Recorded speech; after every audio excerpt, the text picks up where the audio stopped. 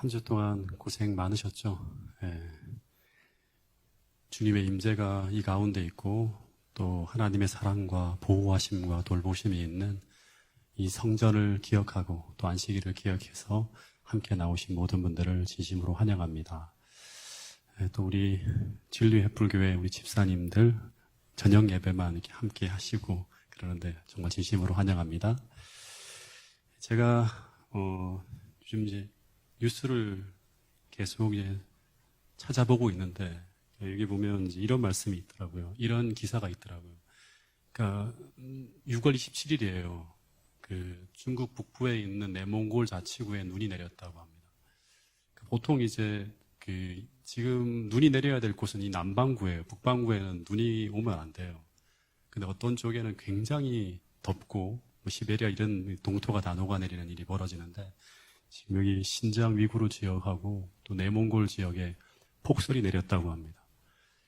이게 참 이상한 일이 벌어진 거죠. 그리고 이제 이 인도 쪽에는 보면 지금 동북부에 100만 명 이상의 이제 이 폭설, 이 홍수로 난리가 나서 수명 이상의 사람이 죽는 그런 일이 벌어지고 있고, 그리고 중국 우리 기사 요즘에 계속 뉴스가 나오죠, 그죠? 31일간 물폭탄이 쏟아졌다 그럽니다. 그래서 지금 이재민만 1,900만 명이 나고, 그래서 이 코로나가 비교가 안 될 만큼 지금 엄청난 자연재해가 지금 벌어지고 있다고 합니다. 그리고 지금 이게 아시죠? 사막 메뚜기떼가 지금 계속 번지면서 그 아프리카 일대를 지나서 인도와 그다음에 이 중국으로까지 향해서 지금 곡창지대 모든 곡물들을 다 먹어치우는 그런 놀라운 일이 벌어지고 있습니다. 참 심상치 않아요. 세상 돌아가는 것이 지금 이 미래가 어떻게 될지 도대체 예측할 수 없는 그런 상황들이 지금 계속 지나가고 있습니다. 근데 이런 것들을 볼 때마다 우리가 기억해야 될 것이 무엇인가 하면 예수님께서 계속 이 땅이 우리가 영원히 머물 곳이 아니라고 하는 인간의 과학과 노력으로 안정시킬 수 없는 그런 마지막 징조들이 계속 벌어지고 있다는 것을 생각하면서 우리가 더욱 땅이 아니라 이제는 하늘을 향해서 눈을 돌리고 하나님 말씀을 통해서 교훈을 받아서 이 마지막 시대에 어떤 믿음으로 살아가야 될지를 늘 고민해야 된다고 하는 사실을 잊지 않게 되기를 바라겠습니다. 지금 범죄에 대한 기사도 사람이 사람으로서 하지 말아야 될 그런 종말적 범죄가 계속 벌어지고 있고요. 그리고 이런 기사뿐 아니죠. 지금 남극이나 북극의 조짐도 심상치 않게 돌아가고 있고 여러 가지 자연 환경이 정말 우리가 떠날 때가 가까우고 있다는 걸 계속 알려주는 그러한 기사들이 계속 쏟아지고 있습니다. 그래서 다시 한번 우리가 이 창세기 이야기를 통해서 종말을 자꾸 해석하고 이 마지막 시대, 다가올 환란의 시기를 우리가 어떻게 지나가야 되고 어떻게 준비해야 될지를 계속 창세기 연구를 통해서 우리가 함께 교훈을 얻었으면 좋겠다는 생각이 듭니다. 오늘 이제 우리가 좀 봐야 될 인물이 이제 창세기에서 굉장히 중요한 인물 중에 하나인 그 유다에 대한 이야기를 좀 우리가 나눌 텐데요. 지난 시간에 이 요셉이 이제 양식을 구하러 온 이제 형들을 하고 이제 대화를 마치고 그 다음에 이제 돌아가게 합니다. 그래서 이 형들이 돌아와서 아버지에게 그들이 애굽에서 겪었던 이야기를 쭉 이야기합니다. 자기들이 정탐꾼으로 오인을 받아서 누명을 쓰고 감옥에 3일 동안 갇힌 일과 그리고 시몬이 그곳에 남겨지게 된 일, 그리고 베냐민을 보내야 되지만 누명을 벗을 수 있다는 이야기를 쭉 합니다. 근데 아버지가 야곱이 이 이야기를 들으면 들을수록 애굽이 점점 더 위험해 보이는 거예요. 그래서 절대로 베냐민을 그 위험한 곳에 보낼 수 없다고 이야기합니다. 그러자 이때 제일 먼저 나선 사람이 누군가 하면 장남이 아버지에게 베냐민을 자기에게 맡겨주시면 내가 시몬과 베냐민을 둘 다 데려오겠다. 만약 그렇게 하지 못하면 이 두 자식을 다 죽이라고 하는 그런 이야기를 합니다.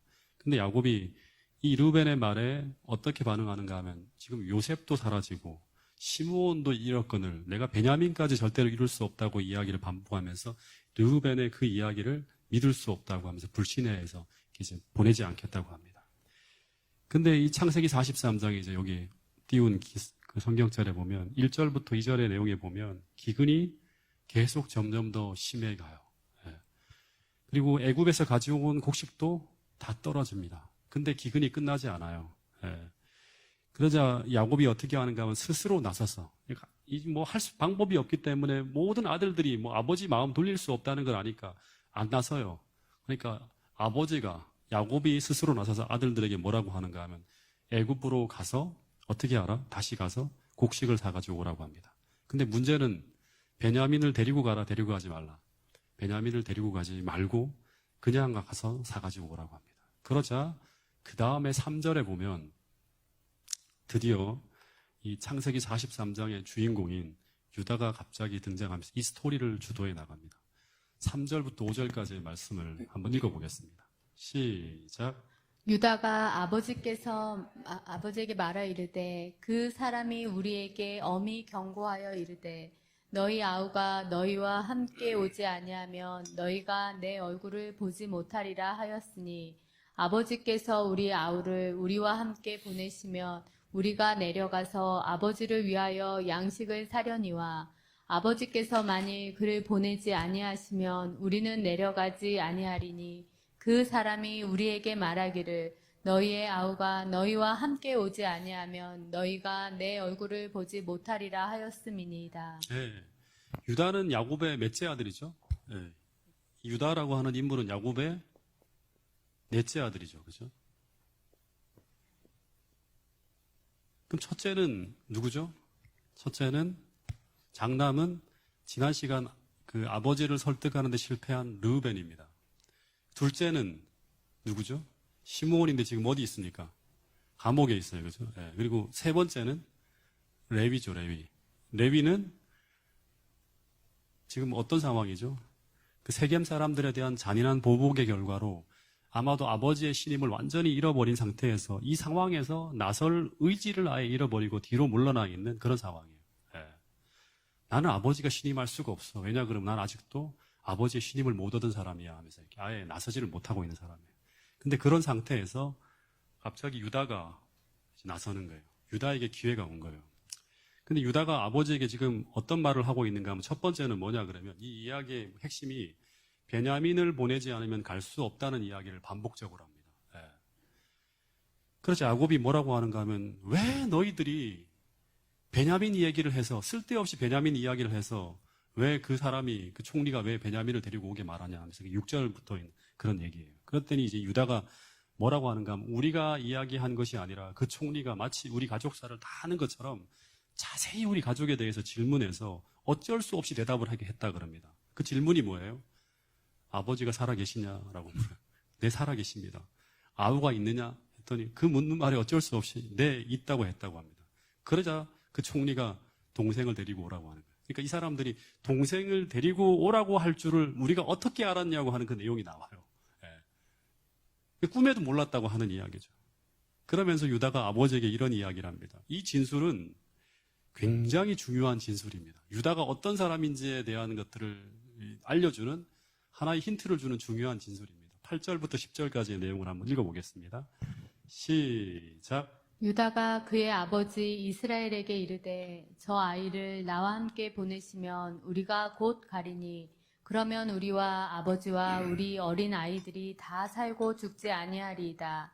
내가 그를 위하여 담보가 되오리니 아버지께서 내 손에서 그를 찾으소서. 내가 만일 그를 아버지께 데려다가 아버지 앞에 두지 아니하면 내가 영원히 죄를 지리이다. 우리가 지체하지 아니하였더라면 벌써 2번 갔다 왔으리이다. 네, 벌써 2번씩이나 갔다 올 수 있을 만큼의 시간을 지금 다 낭비하고 있는 거예요. 근데 이 말은 어떤 말인가 하면 첫 번째 또 반복하지만 애굽으로 아이와 함께 돌아가지 아니하면 다 죽는다고 계속 반복돼요. 베냐민을 아버지 보내세요. 그 둘째는 뭔가 하면 베냐민의 안전한 귀향을 위해서 어떻게 하겠다? 내가 담보가 되겠다고 하는 말입니다. 담보. 이 담보가 되겠다고 하는 이 말은 뭐예요? 담보가 되겠다고 하는 말은 내 생명을 걸겠다고 하는 말이에요. 예. 그러니까 다시 말해서 베냐민이 피해를 볼 상황이 되면 베냐민을 지키기 위해서 어떻게 하겠다? 내가 목숨을 내놓으면서까지 베냐민을 지키겠다고 하는 거예요. 예. 그러면서 만약 그렇게 하지 않을 시 평생 아버지의 죄인으로 살면서 어떠한 형벌도 당해받겠다고 하는 고백을 해요. 그 내용 속에. 예.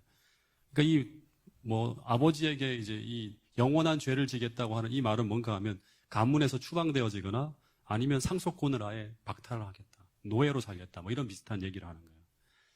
근데 문제는 뭔가 하면 그 다음의 이야기를 보면 여기서부터 야곱의 마음이 움직이기 시작했다고 하는 거예요. 르우벤도 비슷한 얘기를 했죠. 내가 베냐민을 내게 맡겨주면 어떻게 하겠다. 시므온과 베냐민을 다 안전하게 귀향하겠다. 시키겠다. 만약 그렇지 하지 못할 시에 내 두 아이를 죽이라고 하는 거예요. 근데 이 비슷한 이야기를 야곱이 듣고 왜 안 움직였을까? 르우벤의 이야기에서는 진정성이 느껴지지 않는 거예요. 아직까지. 그 사람이 정말 진짜 회개한 아이인지 잘 모르겠다고 하는 거예요. 그리고 뭐 또 이런 수도 있겠죠. 기근이 너무 심해지니까 이제는 어쩔 수 없이 야곱이 두 손을 들었다고 할 수도 있겠지만 어쨌든 야곱은 이 유다의 이 이야기에서 진정성이 느껴지기 시작하면서 드디어 베냐민을 내놓았다고 하는 거예요. 네. 여기서 우리는 완전히 타락한 상태에서 그러니까 완전히 새로운 인물로 등장하는 한 인물, 이 사람이 바로 누가 되는가 하면 예수님의 조상으로 거듭나는 한 인물, 유대인, 유다 지파의 조상이라고 하는 한 인물이 이제 탄생하게 돼요. 이 사람을 좀 우리가 생각해야 돼요.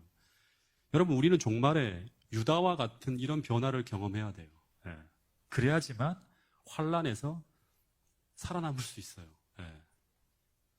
유다는 어떤 인물인가? 우리 공부 다 했죠. 유다는 어떤 인물이죠?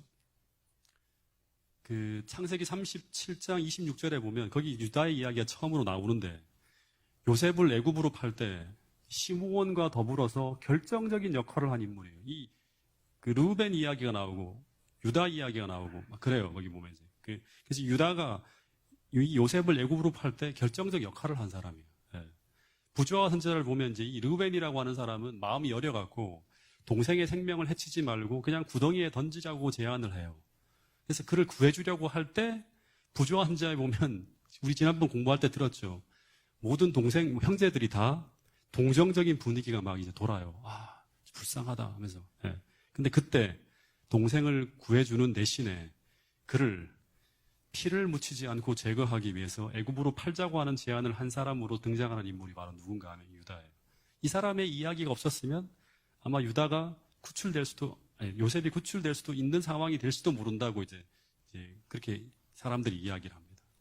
그러니까 유다는 어떤 사람인가 하면 요셉이 다시 그 집으로 돌아와서 아버지의 사랑을 독차지하는 걸 볼 수가 없는 사람이에요. 그래서 모든 형제들을 다 설득해서 그의 제안에 성경절에 보면 청종하게 합니다. 그러니까 리더십을 발휘하는 거예요. 나쁜 짓을 하는데. 그래서 유다는 성경에 나온 이야기를 쭉 분석해 보면 아주 똑똑한 사람이에요. 다시 말해서 아주 사리에 밝고, 그러니까 이거를 이제 악하게 쓰는 거죠. 나중에는 이제 반대로 사용하지만 처음에는 아주 나쁜 짓을 하는데 아주 총명한 사람이에요. 사리에 밝으면서도 아주 차갑고 그리고 이기적이고 냉정한 인간이 바로 누구인가 하면 바로 유다라고 하는 사람이에요. 근데 이렇게 동생을 팔아먹고 난 후에도 어떻게 하는가 하면 이제 신앙인으로서 아버지 곁에서 교회를 열심히 다니고 있는 종교인이에요. 그 죄를 지었으면서도 전혀 그 죄에 대한 회개를 하지 않고 계속 아버지 곁에서 종교인으로 살아가는 사람이에요. 그래서 유다는 아주 위선적이면서도 하나님의 사랑이 있는 척 그럴듯하게 꾸며서 살아가는 사랑이 없는 신앙이에요.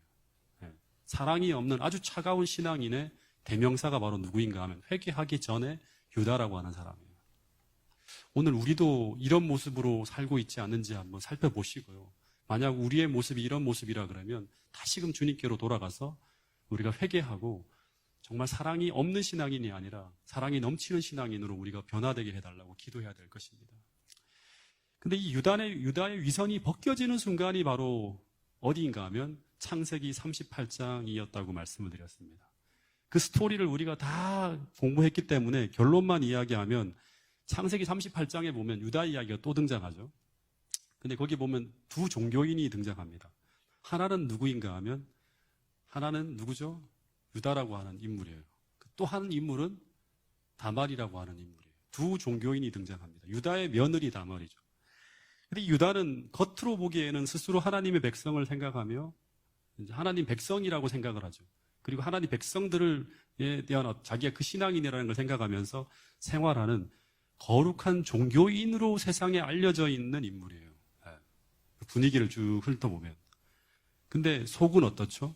속으로는 자신의 몸으로부터 나오는 이 정욕을 억제하지 못해서 몰래 사창가를 기웃거리는 사람이 바로 누구인가 하면 유다예요. 예. 근데 이 다말이라는 여자는 어떤 사람이에요? 겉으로 보면 유다와 정반대예요. 겉으로 보면 창녀처럼 보이는 나쁜 여자예요. 그죠?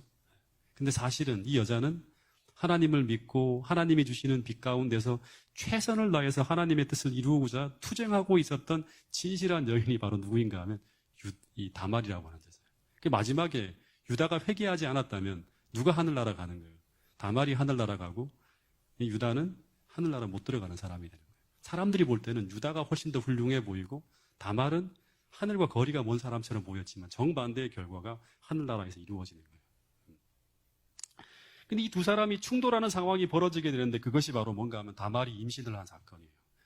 유다는 다말의 그 옳지 못한 처신을 확인하고 어떻게 하죠? 마치 자기가 너무나 의로운 척 막 분노해요. 의부를 나타내면서 저 여자를 죽이라고 막 합니다. 예, 죽이려고 해요. 진짜 실제로 죽이려고 하죠. 그러다가 이 다말이 들고 나오는 뭐예요? 지팡이와 인장반지와 끈. 하나는 거부하더라도 두 가지, 세 가지 연속으로 나오면서 네가 이 짓을 했다는 것을 부인할 수 없도록 꼼짝 못하게 심판하는 장면이 바로 세 가지의 어떤 그런 자기의 신원을 확인해주는 세 가지가 나와요. 예. 자신이 얼마나 이 세 가지, 이 지팡이와 인장반지와 끈을 보면서 그의 종교적 가면이 벗겨지면서 비로소 나의 실체를 정면으로 보게 됩니다. 우리는 실제로 보여지는 자아가 내가 지금 이렇게 말하고 있는 이것이 실제 내 모습인 것처럼 착각하며 살아갈 때가 있어요. 내 실체를 자꾸 의도적으로 안 보려고 할 때가 있어요. 내가 얼마나 나쁜 사람인지, 얼마나 신앙이 없는 사람인지, 얼마나 믿음이 없는 사람인지, 얼마나 사랑이 없는 사람인지를 자꾸 외면하면서 실제로 내가 하는 종교적 행위와 내가 하는 말들을 통해서 실제 내 모습인지 착각하며 살아가는 경우가 많아요. 근데 이 유다가 얼마나 자기가 나쁜 인간인지를 비교로서 이 다말의 드러낸 이 세 가지의 이 자기 신원을 확인하는 그 세 가지를 보면서 자신의 실체와 정면으로 마주치게 돼요. 그러면서 자신이 얼마나 나쁘고 더럽고 타락한 인간인지를 이제 알게 돼요. 네. 하나님과 실제로 이렇게 하나님이 보여주는 그 성령을 통한 자기 자신의 모습을 보는 거죠. 그런데 그 이후 유다가 어떻게 살았는지가 이제 중요하겠죠. 네.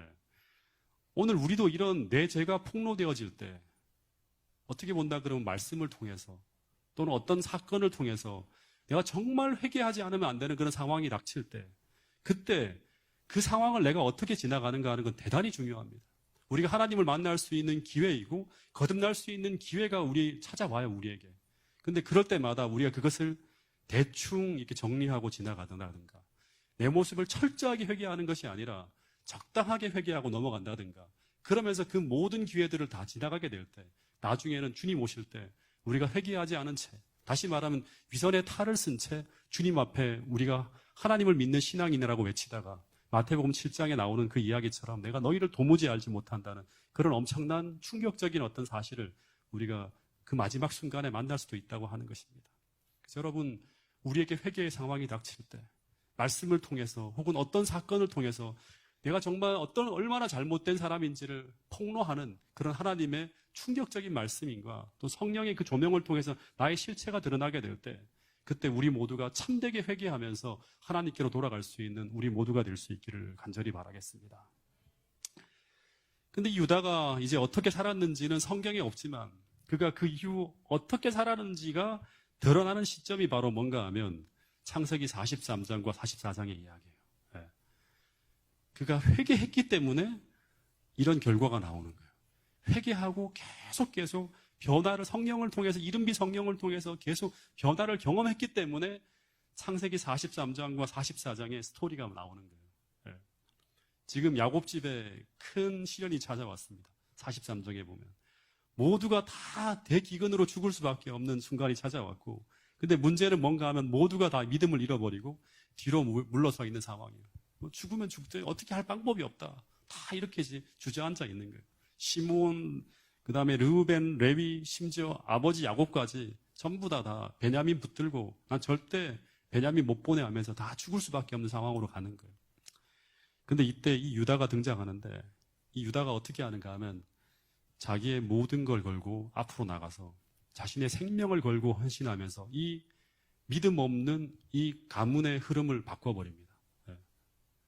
그리고 이 사건은 유다가 다말의 사건 이후 그가 어떤 마음과 어떤 모습으로 그의 영혼이 변화를 경험하고 있었는지를 보여주는 한 결정적인 사건이었어요. 그리고 이 헌신을 통해서 하나님은 유다라는 인물을 이후 하나님 나라의 왕족의 가문으로 사용하게 되는 결정적인 계기가 바로 43장, 44장의 이야기예요. 예. 여러분 성경에 보면 하나님의 계획은 항상 고정되어 있는 것이 아니라 얼마든지 우리의 선택에 의해서 바뀌어질 수 있다고 하는 사실을 기억해야 됩니다.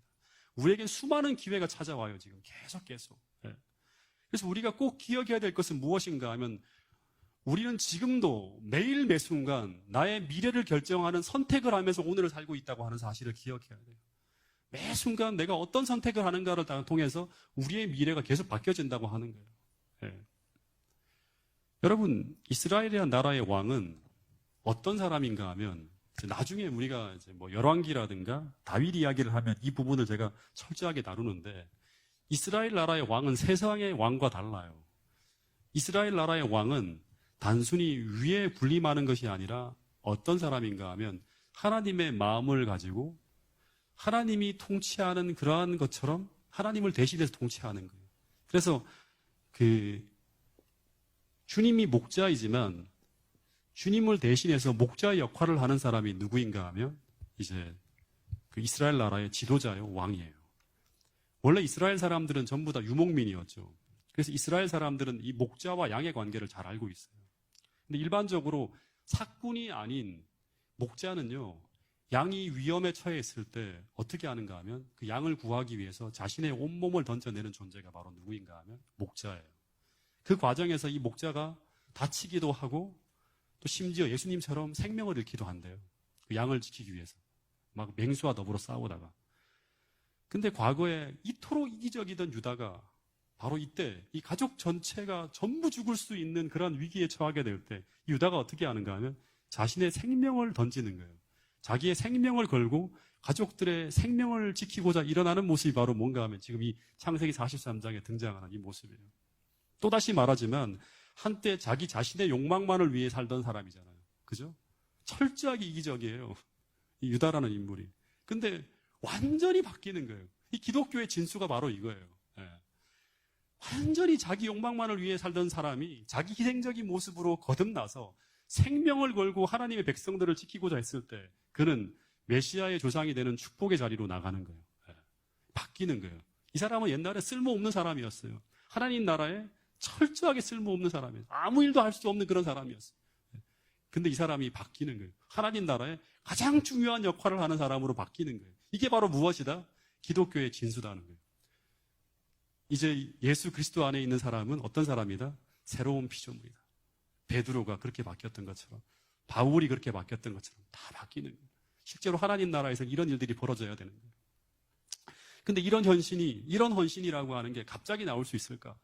평소 계속 이기적으로 살던 사람이 갑자기 기분이다 하면서 이런 헌신이 나타나서 갑자기 야곱에게 내가 생명을 던져서 베냐민을 데려오겠습니다 하면 이 야곱이 그래 알았다 하고 이렇게 마음을 돌이킬까요? 르우벤이 그렇게 했잖아요. 절대 그렇지 않아요. 예. 거기엔 진정성이 느껴지지 않기 때문에 야곱의 마음이 움직이지 않았을 거예요. 근데 유다의 말에 야곱이 귀를 기울일 수 있었던 것은 그가 다말 사건 이후에요. 다말 사건 이후에 계속 변화를 거듭하면서 변화된 사람이 되었기 때문에 그 결과 이 결정적인 위기의 순간 그의 말을 야곱이 어떻게 했다? 믿을 수 있었던 거예요. 그리고 그의 신앙이 이제는 찬란하게 드러나는 거예요. 예. 여러분, 근데 이 모습이 바로 어떤 모습이다? 메시아의 모습이라고 하는 거예요. 하나님 나라의 왕인 예수 그리스도의 모습이었다고 하는 거예요. 실제 하나님 나라의 지도자는 언제 나타나는가? 하나님 나라의 지도자는 언제 나타나는가? 예. 바로 가장 어려울 상황에 나타난다고 합니다. 가장 어려울 때. 실제 이 비슷한 모습이 이후에 유다의 후손으로 아주 유명한 사람이 또 한 사람 있죠. 누구예요? 유다의 후손으로 아주 유명한 사람 누구예요? 다윗이죠. 그렇죠? 예, 다윗의 모습 속에서 나타나는 거예요. 이스라엘이라는 나라가 블레셋에 의해서 점령될 위기가 찾아옵니다.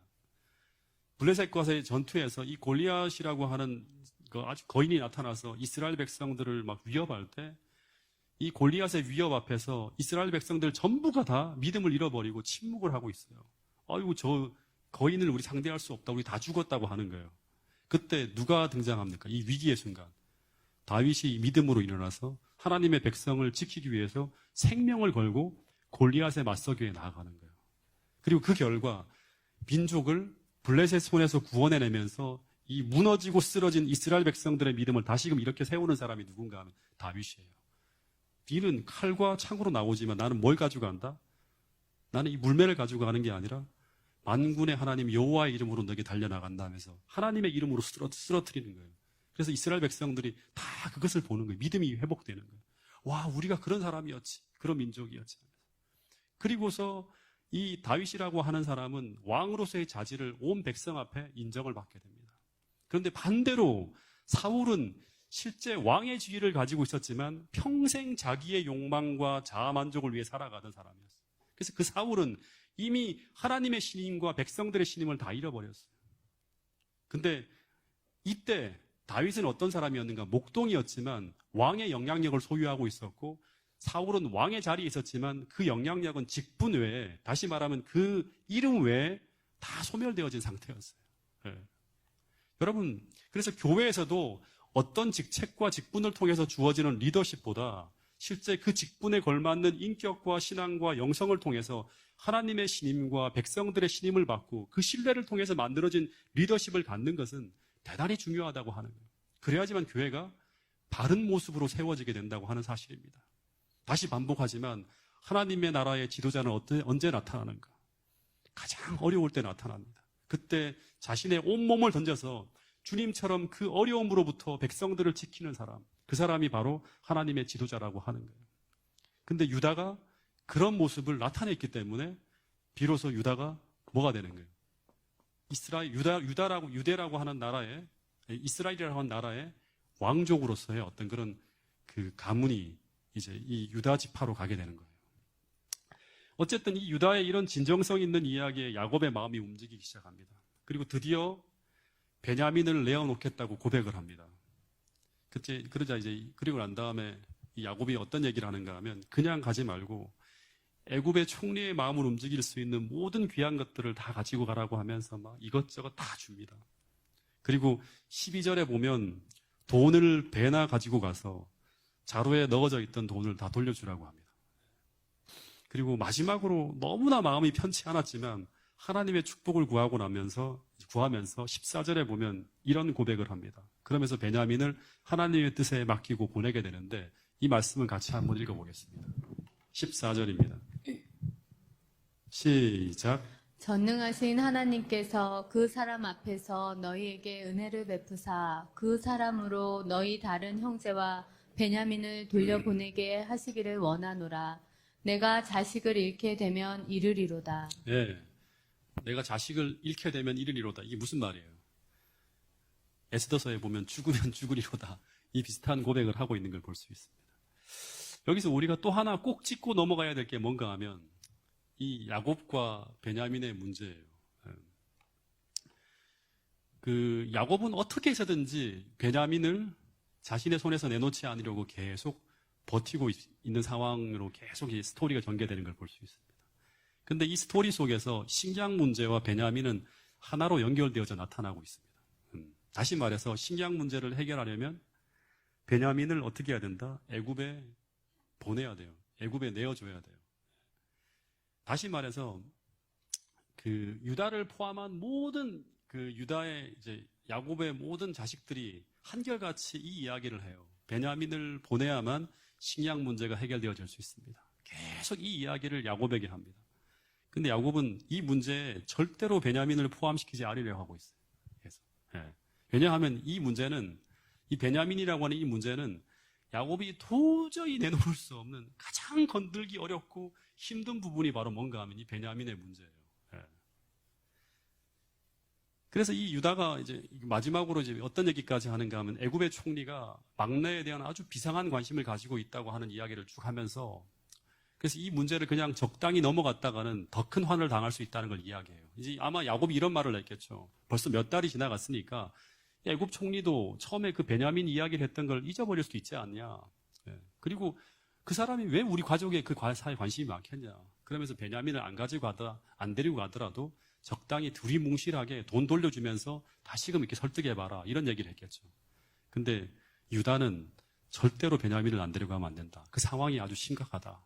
만약에 그냥 갔다가는 도리어 간 사람들이 더 큰 화를 당할 수 있다고 얘기하면서 반드시 베냐민을 내어놓아야만 함을 계속 강조합니다. 그래서 여기서 또 하나 우리가 생각해 볼 수 있는 게 뭔가 하면 우리도 야곱처럼 우리의 현실 가운데서 어떤 문제를 해결할 때 우리가 반드시 내어놓아야 할 그 문제의 핵심이 분명히 베냐민이라고 하는 것을 하나님께서 분명히 지적하고 있는데도 불구하고 그 가장 건들기 어려운 부분은 가능한 건들지 않고 그 문제를 피해가면서 어떤 문제를 해결하려고 시도할 수 있다고 하는 거예요. 많은 사람들이 그렇게 해요. 예. 그래서 우리가 실제로 하나님의 도우심을 경험하지 못하고 계속 이 기근이 지속되는 가운데서 끝까지 이렇게 갈 수 있어요. 하나님의 도움이 없다고 하는 게 우리 삶의 기근이 오는 거거든요. 예. 그래서 마치 깊이 병들어 골마 있는 부분은 건들면 너무 아프고 고통스럽기 때문에 그걸 그대로 둔 채 그 위에 계속 연고만 잔뜩 바르면서 문제를 해결하려고 하는 사람들이 참 많다고 하는 거예요. 예.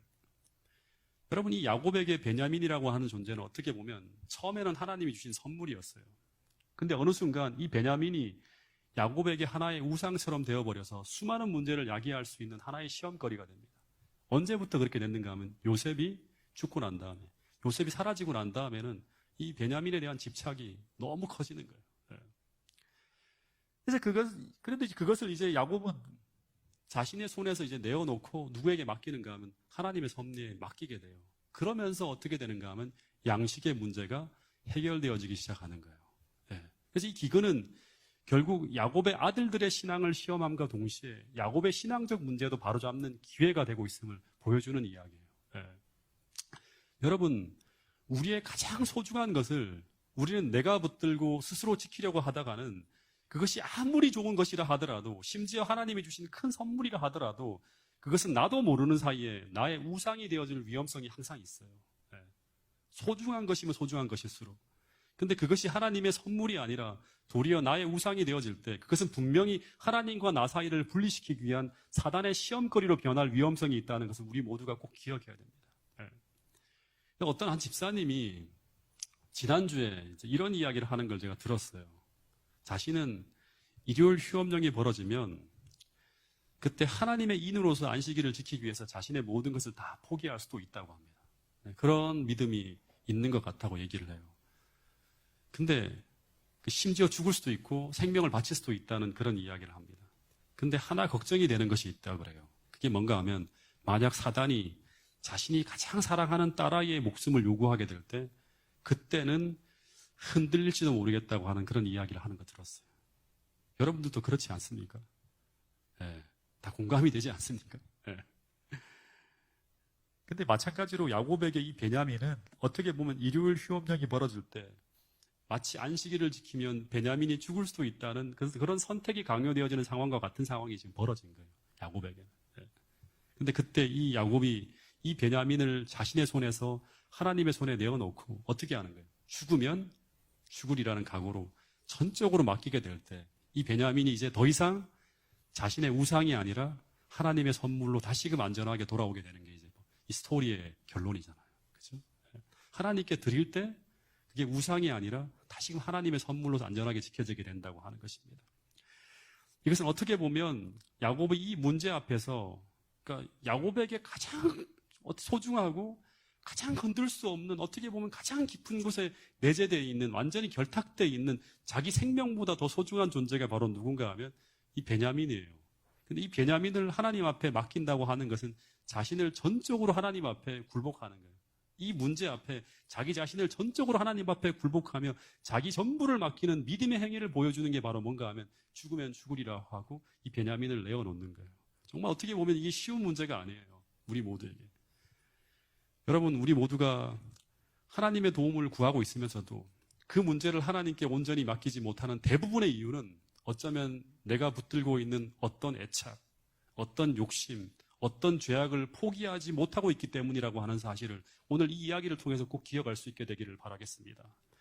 여러분, 오늘도 하나님 앞에 내려놓지 못하고 있는 나의 베냐민이 혹 내 안에 있다면 그것은 오늘 하나님의 도움을 가로막고 있는 나의 우상이라는 사실을 꼭 기억하고, 그리고 그것을 하나님 앞에 내려놓을 수 있는 믿음을 달라고 이 시간 간절히 간구하는 여러분과 제가 될 수 있기를 간절히 바라겠습니다. 왜냐하면 그것을 내려놓아야지만 우리는 하나님께서 우리의 큰 문제를 해결하기 위해서 준비되어진 여호와의 일에 도움을 받을 수 있기 때문이라고 하는 거예요. 만약 이걸 내놓지 않으면 어떻게 되는가 하면 이 기근은 어떻게 된다? 계속되는 거예요. 야곱이 끝까지 베냐민을 붙들고 있으면 이 기근이 계속되는 거예요. 끝나지 않아요. 마찬가지로 우리가 하나님께서 우리의 문제를 통해서 우리 신앙의 기근의 문제를 해결하기 위해서 우리에게 나의 베냐민을 요구할 때 우리가 그것을 내어놓지 않으면 그 전까지는 우리 신앙의 기근이 계속 몰아칠 것이라고 하는 거예요. 왜냐하면 기근의 목적이 무엇인가 하면 야곱이 붙들고 있는 그 야곱의 우상을 겨냥한 것이 하나의 기근의 목적이 될 수도 있기 때문이라고 하는 것입니다. 여러분, 아브라함에게 그 우상과 같았던 존재가 있죠. 뭐죠? 100세에 낳은 이삭이에요. 근데 이삭을 마지막에 어떻게 합니까? 그 신앙의 절정, 마지막 순간에 어떻게 하는가 하면 하나님 앞에 내려놓은 후에 어떤 일이 벌어지는가 하면 여호와 일의 어린 양을 발견하게 됩니다. 그러면서 하나님의 도움 속에서 평안하게 그 신앙의 절정 속에서 이제는 내가 더 하나님 앞에 모든 걸 다 내려놓을 수 있는 그러한 존재가 되었기 때문에 성령 충만함으로 마지막 노년의 순간을 지나갈 수 있었다고 하는 것입니다. 마찬가지로 야곱도 그의 우상과 같았던 이 베냐민을 주님 앞에 내려놓을 때 이제 그 가정 전체를 죽음으로 몰고 가는 이 기근의 문제가 그때부터 이제 풀려나가기 시작한다고 하는 것입니다. 여러분, 이 야곱이 마지막 순간 한 이 고백을 다시 한번 보면 14절에 보면 내가 자식을 잃게 되면 어떻게 된다? 이르리로다. 이런 얘기를 해요. 만약 야곱이 끝까지 베냐민을 내려놓지 않고 스스로 베냐민을 지키려고 했다면 어떻게 되었을까요? 이 기근의 때 베냐민이 죽을 수밖에 없어요. 야곱도 죽고 베냐민도 잃게 되는 거예요. 그러나 이 야곱이 베냐민을 하나님의 섭리에 맡기자 하나님의 놀라운 구원의 역사를 경험하면서 모든 가족들이 다 지켜지는 그런 경험을 하게 되는 걸 볼 수 있습니다. 이게 바로 기독교의 진수예요. 하나님 앞에 전적으로 우리가 내어 맡길 때, 모든 것을 내어 맡길 때 그곳이 가장 안전한 곳이라고 하는 거예요. 여러분, 그리고 마지막으로 하나만 더 말씀을 드리면 이 요셉을 잃은 후에 이 야곱이 큰 트라우마 속에서 베냐민에게 파묻혀서 그 어떻게 보면 야곱의 그 옛날의 그 총명함과 믿음과 그 영광과 총기를 다 잃어버렸어요. 그래서 지금 이 상황 속에 사리 판단을 못하면서 계속 베냐민을 붙들고 있는 존재가 누구인가 하면 야곱이라고 하는 존재예요. 근데 이 야곱을 다시금 믿음으로 이끌어 나오게 만든 인물이 누구인가 하면 누구다? 바로 유다라고 하는 거예요. 유다의 이야기를 듣고 비로소 정신을 차리면서 베냐민을 내어놓게 되는 거예요. 여러분, 어떻게 본다 그러면 한 사람의 신앙이 아무리 위대하다 하더라도 혼자서는 설 수 없다고 하는 거예요. 때로는 그가 가르쳤던 이 유다가 다시금 야곱을 가르치면서 야곱에게 영향을 줘서 야곱으로 하여금 바른 신앙의 길을 갈 수 있도록 도와주는 어떤 역할을 하는 걸 볼 수 있습니다.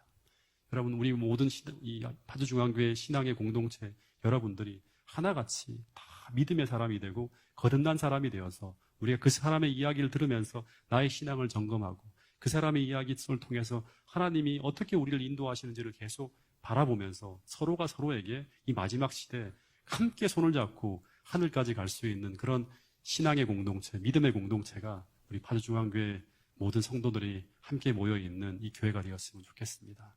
이 안식일 다시 한번 하나님께서 우리에게 말씀하시는 우리가 내려놓아야 될 나의 베냐민이 무엇인지를 찾으라고 하실 때 이 안식일 말씀을 통해 다시 한번 내 속에 있는 나의 베냐민을 점검하시고 우상이 되어 있는 그 소중한 것들이 있다면 하나님께 맡길 수 있는 그런 믿음으로 다 나오셔서 하나님의 도우심과 축복 속에 살아가는 이 마지막 시대에 주의 도움 속에 살아가는 그런 우리 모두가 될 수 있기를 간절히 바라면서 오늘 말씀을 줄이도록 하겠습니다.